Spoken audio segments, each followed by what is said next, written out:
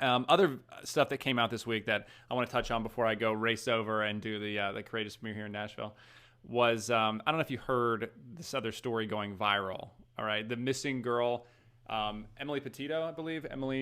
Petito is Gabby Petito. Gabby Petito is her name. I'll pull it up so you can see it if you're watching here.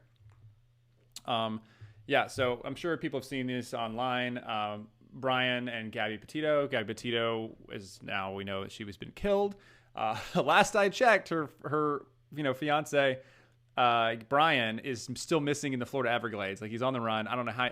That is Mordor, basically, if you've never been to Florida, by the way. Once you go into the Everglades, I don't know. You can't go searching there. It's just like, it's an absolute wasteland.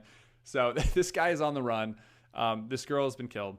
And this has been making rounds and rounds in the news because it's such a bizarre story. And there's stuff about her being abusive, that there were struggles in the relationship, and the fact that he just returned home one day, and then they obviously wanted to question him as far as being the leading suspect, and he just dips out and he's hiding somewhere in Florida. There's so many weird levels to this story for it to go viral, for people to talk about. Not everyone's talking about it in a good light, and people are mad that the story is being discussed. Now, I don't know why you'd be so hung up. Like, why would you be upset that people are talking about this? Any person that has been killed whose potential alleged killer is on the loose and hiding somewhere in the Florida Everglades. I don't know why people would be upset about people discussing it and talking about it and sharing the information. However, some very prominent people in the mainstream media are upset, particularly Joy Reid. The way this story has captivated the nation has many wondering, why not the same media attention when people of color go missing? Well, the answer actually has a name: missing white woman syndrome, the term coined by the late and great Gwen Ifill to describe the media and public fascination with missing white women like Lacey Peterson or Natalie Holloway, while ignoring cases involving missing people of color.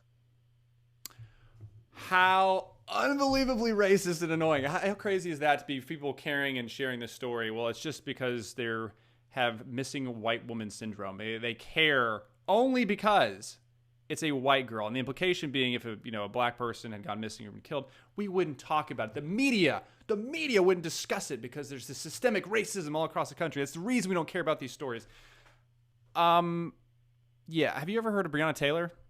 The woman who is a drug dealer who was living with one of her boyfriends who was an active drug dealer and a not so great person, had active warrants for his arrest. She may or may not have helped in the murder of another person that utilized her car with her other boyfriend who's in jail. And then after a no-knock warrant was used in Kentucky, which it wasn't a no-knock, it was a no-knock warrant, but the reason why this accident happened because they actually did knock. And because they knocked, her then boyfriend came out with a gun, shot the police officers, they shot back, and unfortunately she was killed. People have that on their helmets in the NFL. No one has stopped talking about that story. And just so Joy Reid knows, she is the media. She can choose to talk about any of the dozens of people killed in the inner cities every single day. She can easily talk about that and cover any of the stories that she wants to, but she doesn't. The reason why this story popped off and everyone's talking about it, the murder of Gabby Petito, is because it is a man bites dog story. So normally, you don't talk about when a dog bites a man because that happens all the time. This story is just bizarre and weird.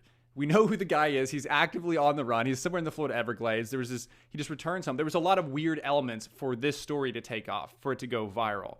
Okay. The reason why the Breonna Taylor story flew off the shelves was because at the time there was a lot of people looking at these different situations with police officers and people in the inner city and their reactions after the death of George Floyd. So that story popped off. But the reason why you don't cover the dozens and dozens of missing people in the inner cities or in Chicago and the gang violence and the black on black violence is because it happens so consistent. And if Joy would shine a light on that as someone who's in the media with a giant audience, maybe people could pay attention and start to fix those massive issues in the community. But to imply that people are only caring about this story because she's white is so racist and annoying. It just blew my mind when I saw this clip of someone on MSNBC primetime saying this. Anyway, this another reason why we should come together as a community and not see people as, these different demographics, these different characteristics, these different genders, races, whatever. We can just come together as the body of Christ, and we are all God's children, and be a part of a movie like Courageous Legacy, where we can ignore all these buzzwords and the media trying to stir us up.